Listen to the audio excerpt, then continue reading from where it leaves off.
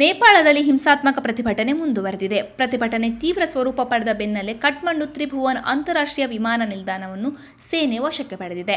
ನೇಪಾಳ ರಾಜಧಾನಿ ಕಠ್ಮಂಡು ಸೇರಿದಂತೆ ವಿವಿಧ ನಗರಗಳಲ್ಲಿ ಇಂದು ಕೂಡ ಪ್ರತಿಭಟನೆ ಮುಂದುವರೆದಿರುವ ಹಿನ್ನೆಲೆಯಲ್ಲಿ ವಿಮಾನ ನಿಲ್ದಾಣಗಳನ್ನು ಬಂದ್ ಮಾಡಲಾಗಿದೆ.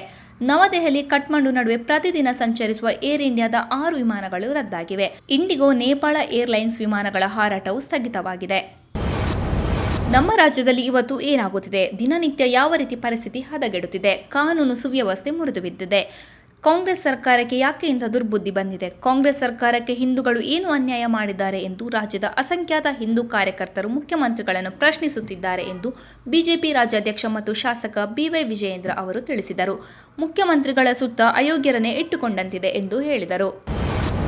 ರಾಜ್ಯದ 1,000 ಸರ್ಕಾರಿ ಶಾಲೆಗಳಿಗೆ ಮೇಜು ಬೆಂಚುಗಳ ಜೊತೆ ಸ್ಮಾರ್ಟ್ ಬೋರ್ಡ್ ವಿತರಣೆ ಮಾಡಲಾಗುತ್ತಿದೆ ಎಂದು ಸಚಿವ ಮಧು ಬಂಗಾರಪ್ಪ ಹೇಳಿದ್ದಾರೆ.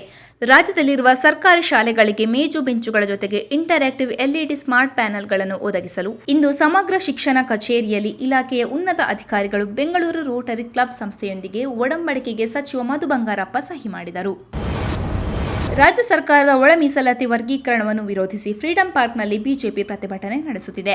ಪರಿಶಿಷ್ಟ ಜಾತಿಗಳ ಮೀಸಲಾತಿ ಅವೈಜ್ಞಾನಿಕ ವರ್ಗೀಕರಣ ಎಂದು ಬಿಜೆಪಿ ಪ್ರತಿಭಟನೆ ನಡೆಸುತ್ತಿದ್ದು, ಬಂಜಾರ, ಭೋವಿ, ಕೊರವ, ಕೊರಚ ಸಮುದಾಯದವರು ಕೂಡ ಈ ಪ್ರತಿಭಟನೆಯಲ್ಲಿ ಭಾಗಿಯಾಗಿದ್ದಾರೆ. ರಾಜ್ಯ ಸರ್ಕಾರದ ಒಳ ಮೀಸಲಾತಿಯಿಂದ ಅನ್ಯಾಯವಾಗಿದೆ ಎಂದು ಆಕ್ರೋಶವನ್ನು ಹೊರಹಾಕಿದರು.